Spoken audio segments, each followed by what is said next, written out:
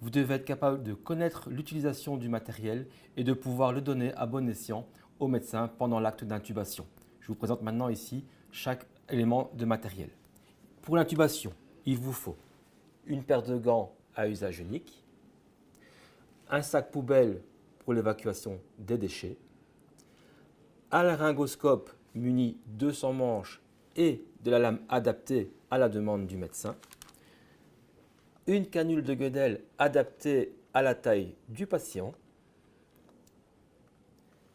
un ballon de réanimation complet, c'est-à-dire composé d'un masque adapté au patient, de son filtre, du ballon, du sac récupérateur, le tout branché à une bouteille d'oxygène.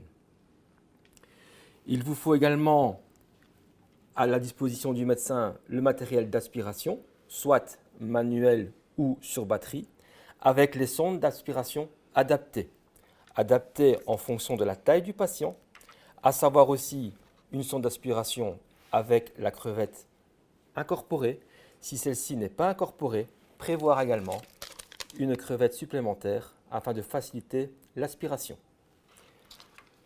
Il vous faut également un stéthoscope, une pince de Magil afin de faciliter le placement du tube endotrachéal ou d'enlever un corps étranger si nécessaire. Le système de fixation, soit le système ici style Thomas, soit un système de fixe-tube, système banque cambrique ou système sparadrap.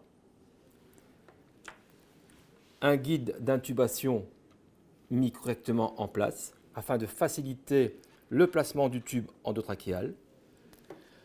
Un lubrifiant également pour faciliter le passage du tube endotrachéal. Et le plus important, le tube endotrachéal désigné par le médecin, soit un système complet avec ballonnet accompagné de sa seringue de 10 cc, soit un système de tube sans ballonnet, toujours indiqué la taille par le médecin.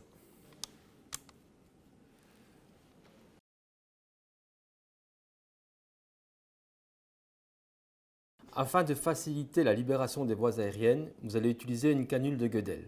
Pour ce faire, vous avez plusieurs canules à votre disposition. Encore faut-il choisir la bonne taille.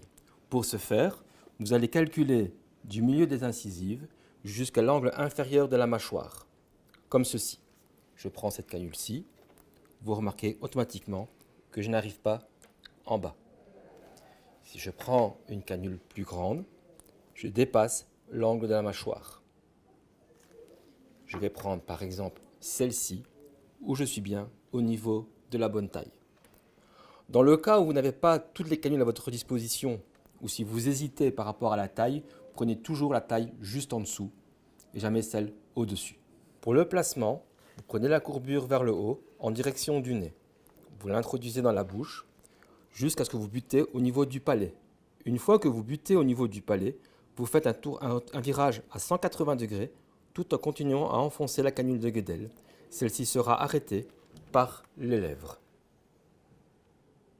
Cas particulier pour le nourrisson, au niveau de la canule de Guedel, les repères sont les mêmes, si ce n'est qu'au niveau du placement, vous allez directement commencer par cette courbure-ci afin de ne pas blesser le palais de l'enfant.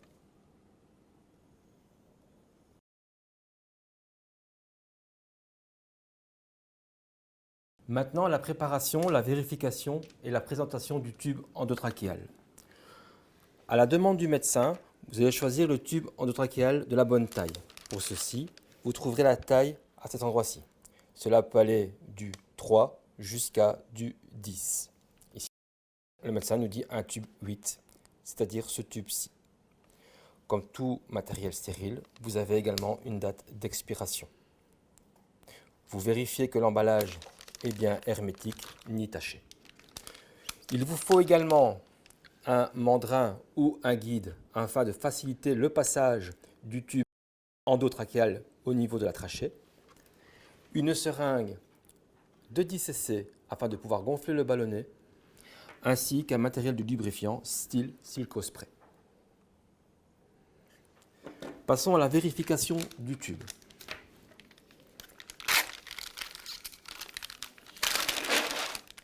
Une fois le tube ouvert, vous pouvez remarquer qu'il existe différents éléments. Vous avez un ballonnet. Ce ballonnet permettra de maintenir le tube en place. Vous avez également ici ce qu'on appelle un keuf. Ce keuf sera gonflé à l'aide de la seringue de 10 cc, permettra de voir si le ballon est bien gonflé. Un keuf qui est plat signifie que le ballon n'est pas gonflé ou malheureusement a été percé lors de la technique d'intubation. Vous avez également différents numéros. Ces numéros sont indispensables une fois le tube fixé, puisque le rôle de l'ambulancier est de maintenir toujours le numéro au niveau de la commissure des lèvres lors de toute manipulation du patient. Vous retrouvez également ici le numéro 8, c'est-à-dire c'est un tube de taille 8. Gonflage du ballonnet. Il suffit de remplir votre seringue de 10 cc d'air, d'appuyer à l'endroit ici au niveau du keuf. Le fait de remplir d'air, vous pouvez remarquer automatiquement que le ballonnet est gonflé. Vous pouvez sans problème retirer ceci et vous pouvez vérifier que le keuf est toujours bien gonflé, ce qui signifie que le ballonnet n'est pas percé ni crevé, il est toujours fonctionnel. Une fois que vous avez vérifié ceci, il suffit simplement de le dégonfler pour faciliter l'intubation. La lubrification du tube. Pour ce faire, je prends du matériel Stilco Spray, je prends mon tube. Importance de protéger la surface du travail. En effet, ce matériel-ci est très glissant et pour éviter tout accident du personnel soignant, médecin, infirmier ou ambulancier, il est utile de bien utiliser ce matériel sur une face protégée, soit par exemple sur le bord d'une table, si ce n'est pas possible contre un mur, mais en tout cas ne jamais viser le sol. Il suffit simplement de mettre au niveau de l'intérieur et d'appuyer quelques secondes au niveau du tube. Pour la lubrification externe du tube, toujours ne pas dépasser le tiers inférieur du tube, comme ceci.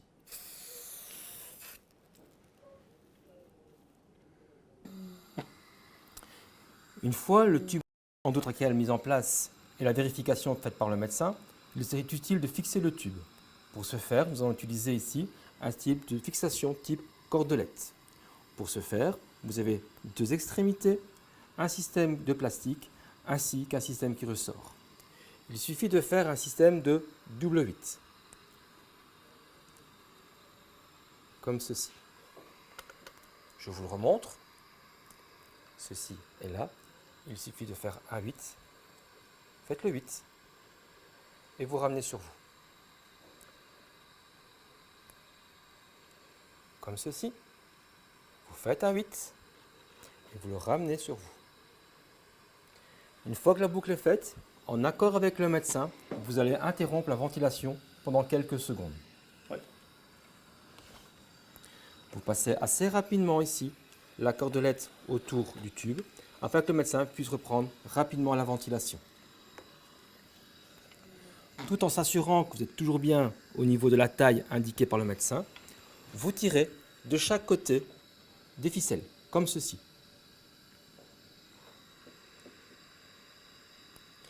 Toujours faites attention de ne pas prendre le keuf avec.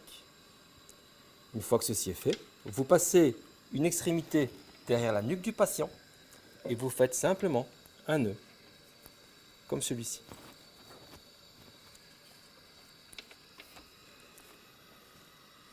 Une fois que le nœud est réalisé, vous vérifiez toujours que vous vous trouvez bien au niveau du numéro indiqué par le médecin, ici 22. Pendant toute l'intervention, le rôle de l'ambulancier est de vérifier que lors de la manipulation du patient, le tube se trouve toujours bien au numéro 22, au niveau de la commissure des lèvres.